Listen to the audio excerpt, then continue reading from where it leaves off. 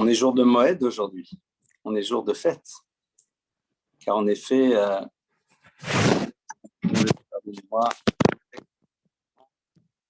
Moed, que c'est un jour de fête, puisque comme ça vient d'être dit, c'est aussi le jour qui annonce l'émergence et l'arrivée du Mashiach.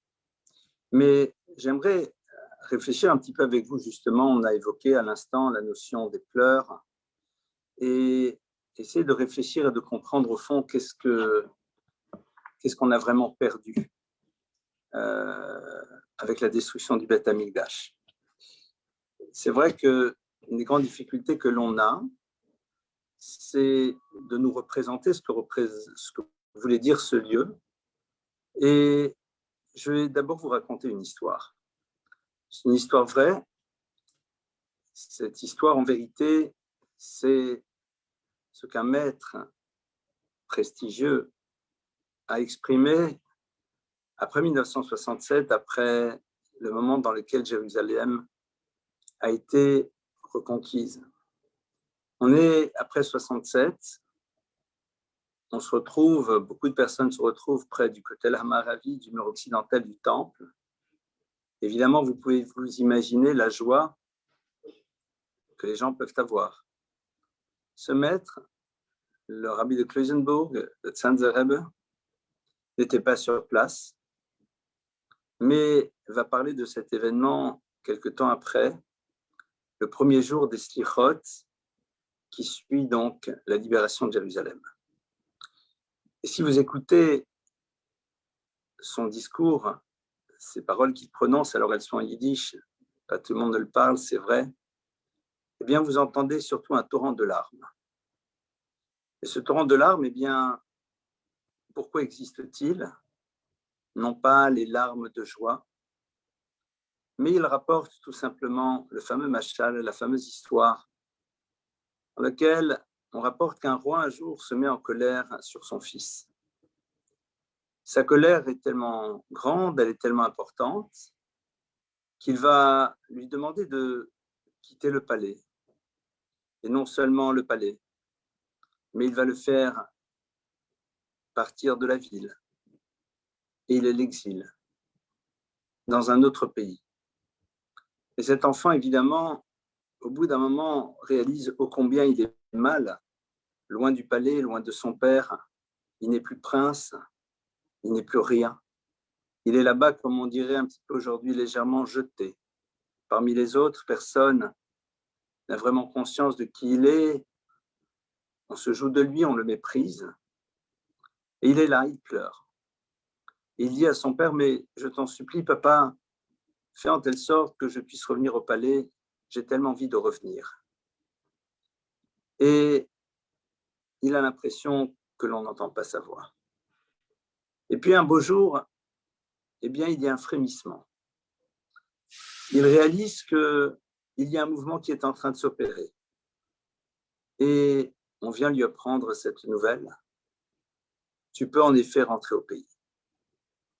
Évidemment, il est tellement heureux, il a réussi à trouver des personnes qui ont réussi à émouvoir le cœur du roi. Et donc, il prend la route. Il va vers son pays. Il y arrive. Il va vers la capitale. Et puis, lorsqu'il arrive dans la capitale, il veut évidemment aller au palais. Mais là, les gardes l'arrêtent et lui disent non, tu n'as pas accès au palais. Tu peux juste aller à côté du palais. Il y a une petite bicoque, il y a une petite maisonnette. Tu peux aller, mais tu n'as pas le droit de rentrer au palais. Le roi ne te recevra pas. Et à ce moment-là, évidemment, vous imaginez que cet enfant fond en larmes. Il dit, mais ce n'est pas possible. Je suis là, je suis revenu, mais tu ne veux toujours pas de moi dans ton palais. Je ne peux toujours pas te voir. Eh bien, disait ce maître dans un torrent de larmes, nous sommes revenus, c'est vrai, en Eretz Israël. Nous sommes même à Jérusalem. Nous sommes près du temple. Mais nous ne sommes pas encore dans ce contact et dans cette relation telle que nous la voudrions avec le Créateur de l'univers.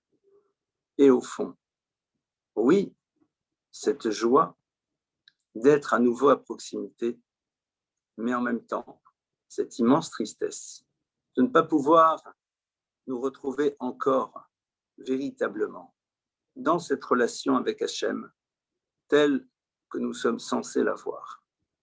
Et je voudrais avec vous donc réfléchir justement sur ce qui disparaît le jour de Tisha B'Av. Il y a, en effet, lorsque l'on arrive à Tisha B'Av, cette notion de bechia, cette notion de pleurs. Mais vous savez, s'il y a bien une chose que Dieu ne supporte pas, c'est la malfaçon. C'est lorsque l'individu crée une illusion de quelque chose. Les pleurs se doivent être authentiques. On se doit de pleurer, mais pleurer pourquoi? Et c'est là où peut-être on va se rappeler de ce verset qui nous parle de la construction du Beth Amikdash du temple. Le verset nous dit que lorsque Dieu crée ce qui va être l'antichambre du Beth Amikdash, c'est-à-dire le Mishkan, eh bien à ce propos, le texte dit « Ve'asuli mikdash ve'shachanti betocham » Ils me feront un sanctuaire, ve'shachanti betocham, et je résiderai parmi eux. Et là-bas, tout le monde connaît cet enseignement de nos maîtres qui nous dit Betocho lo ne'emar et la betocham. Il n'y a pas marqué que je résiderai betocho à l'intérieur de lui, mais betocham parmi eux. Ça veut dire quoi? Ça veut dire que tout simplement Dieu est en train de nous annoncer qu'il résidera parmi chacune et chacun d'entre nous.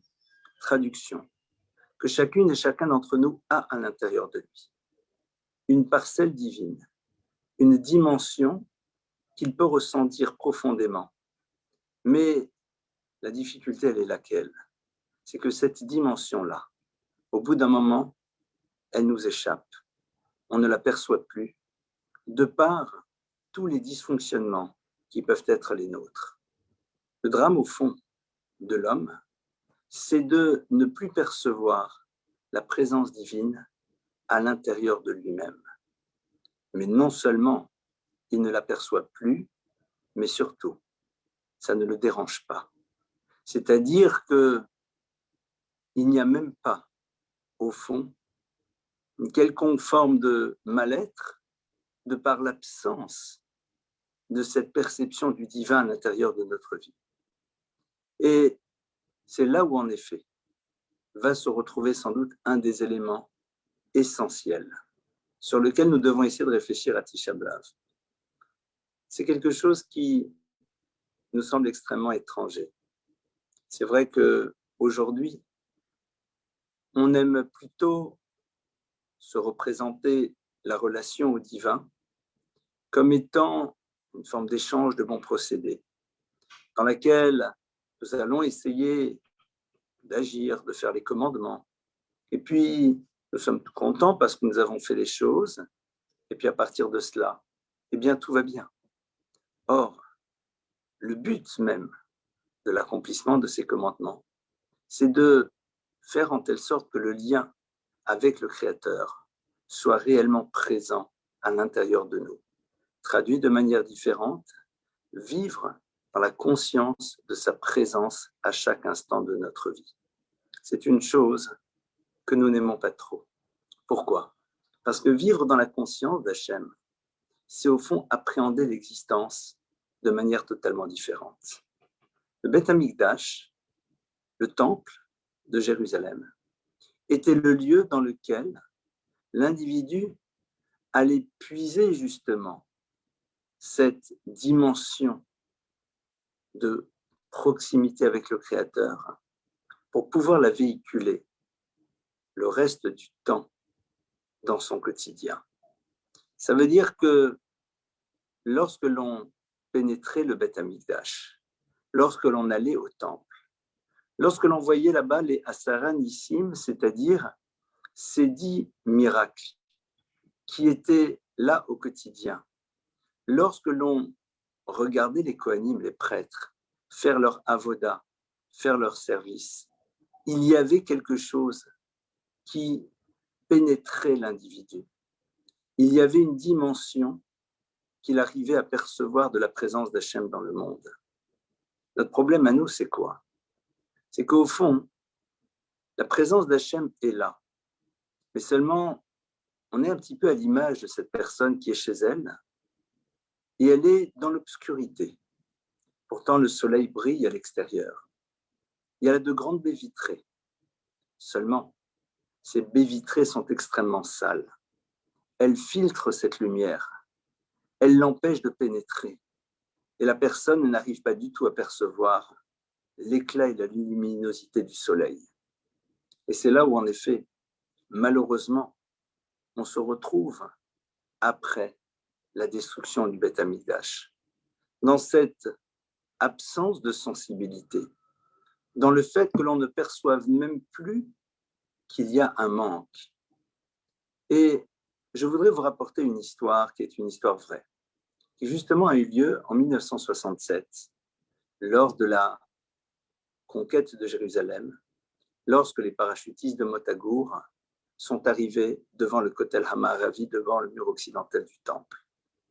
Lorsqu'ils arrivent sur ce lieu, eh bien, ils vont évidemment être extrêmement émus, et on peut le comprendre. L'endroit du Beth Amikdash, l'endroit du temple. Ils prient, ils méditent, ils pleurent surtout. Et à un moment, un des soldats voit un camarade à lui qui est en train de pleurer aussi. Vous allez me dire, c'est normal. Mais non, pour lui, c'est pas normal. Pourquoi? Il se tourne vers ce camarade et lui dit, mais nous nous connaissons, nous sommes dans la même unité. Et tu m'as toujours expliqué que, pour toi, eh bien, Dieu n'existait pas. Tu as toujours exprimé ta dimension que l'on appellerait aujourd'hui totalement laïque, agnostique, athée, ce que vous voulez. En tout cas, tu ne te sens pas du tout concerné, a priori. Alors pourquoi pleures-tu? L'émotion des combats? Et l'autre de lui répondre cette phrase bouleversante. Il lui dit tout simplement, je pleure parce que justement je réalise que je ne sais pas pourquoi il faudrait que je pleure. Je pleure mon ignorance. Je pleure le fait que je me retrouve dans un lieu dans lequel je devrais ressentir quelque chose. Au regard de ce que je vois autour de moi, de votre dimension totalement bouleversée, et je pleure de ce manque. Je pleure de cette absence de savoir. Je pleure ces baies vitrées tellement obscurcies qui m'empêchent de percevoir une chose et à partir de cela, l'inscrire dans ma vie et peut-être l'appréhender de manière différente. Nos maîtres disent que depuis le jour où le Beth Amikdash a été détruit, eh bien, toutes les portes d'accès au divin se sont fermées. C'est bouleversant. Sauf une. Sha'are dema'ot lo nin'alu. Les portes des pleurs ne se sont pas fermées. De quels pleurs? Bien justement, du pleur de ce soldat, du pleur de celui qui réalise qu'au fond, il ne ressent plus la présence divine à l'intérieur de lui. Celui qui pleure la difficulté qu'il a de se connecter au divin comme il se doit. Celui qui ressent cet immense manque à l'intérieur de lui. La destruction du Beth Amikdash, la pleurer, c'est pas simple. Nous ne l'avons pas connue. Nous pleurons en effet les drames humains. Nous nous connectons en effet à ceci parce que malheureusement l'histoire du peuple juif a été jonchée d'une multitude de moments difficiles. Et en effet, le souvenir de ces souffrances est quelque chose qui évidemment, peut éveiller chez nous des larmes. Mais au-delà de cela, pleurer le Beth Amikdash, c'est pleurer notre manque de sensibilité. Non point que nous sommes des êtres insensibles, loin s'en faut. Évidemment, nous sommes des êtres sensibles, la question ne se pose pas. Mais pleurer le fait que malheureusement, nous n'avons pas réussi encore à percevoir l'immense manque. Nous ne réalisons pas ô combien. Nous sommes encore loin du Créateur de l'univers et combien nous pleurons de ne pas ressentir ce manque de proximité. Alors vous allez dire, évidemment, que c'est quelque chose qui peut poser problème, parce qu'en étant comme ça dans le pleur et dans la souffrance, est-ce qu'on ne risque pas d'être tiré vers le bas? Eh bien, je voudrais en conclusion vous citer un passage du Baal HaTanya. C'est le 26e chapitre, dans le Likutei Amarim, et qui nous dit la chose suivante.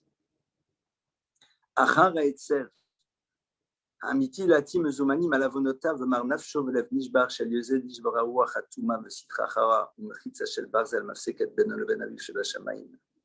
Il dit, il faut savoir que, eh bien, la première des choses, c'est être capable, tout d'abord, de prendre du temps, de se poser, de pleurer nos fautes, nos erreurs, nos errements. Tout ce qui crée une rupture avec le Créateur. Et que ces pleurs soient authentiques. Vous savez, un petit peu comme un parent pleurerait de réaliser qu'il n'a pas réussi à créer un véritable lien avec son enfant. Combien ça lui fait de la peine. Alors ici, on inverse les rôles, mais c'est le même principe. Pleurer en effet, le fait que nous n'avons pas réussi à créer ce lien ou que nous l'avons obscurci. Et après cela, eh bien, Hashimieni Sasson de Simcha, dit le Baal HaTanya, si l'individu est authentique au moment de ses pleurs, dans la perception qu'il a de ce manque de proximité avec le Créateur, et la proximité avec le Créateur, c'est ce qui permet à l'homme, tous les jours, de donner un sens différent à ce qu'il fait, parce qu'il se sent tout simplement être Eved Hashem, le serviteur de Dieu, avec ce désir de sanctifier son nom dans l'univers, d'agir pour révéler en effet la grandeur de l'humain qui a été créé à l'image de Dieu. Lorsque quelqu'un est dans cette authenticité, au niveau de ses pleurs, dans ce qu'il ressent, eh bien à ce moment-là, dit le Baal HaTanya, il doit, dans un second temps, ressentir une immense joie. Cette joie de savoir que son désir d'authenticité est le lieu qui permet de nouveau cette réunion avec le Créateur. À nous de savoir en effet prendre le temps pour pouvoir prendre la mesure de ce soleil qui brille, de ces baies vitrées qui parfois ont été obscurcies par notre recherche matérialiste, par notre ego, par notre non-désir de donner à l'autre et de lui laisser la place qu'il doit avoir, le quant à soi, toutes ces notions qui font partie de la vie de tout à chacun. Et à partir de cela, eh bien, être heureux de réaliser que nous avons conscience du travail que nous devons faire. Lorsque l'individu réalise cette difficulté, lorsque quelqu'un perçoit quels sont les éléments sur lesquels il doit travailler, alors il est dans une dynamique qui va le faire grandir. Il doit en être profondément heureux.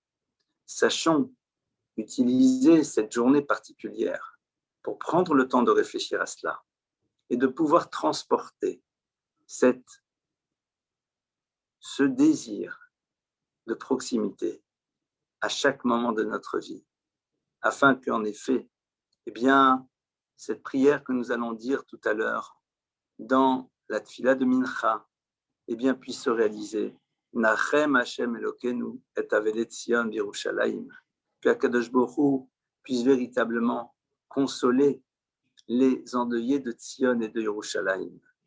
Que cette consolation se réalise le plus rapidement possible, aussi bien au niveau individuel que collectif.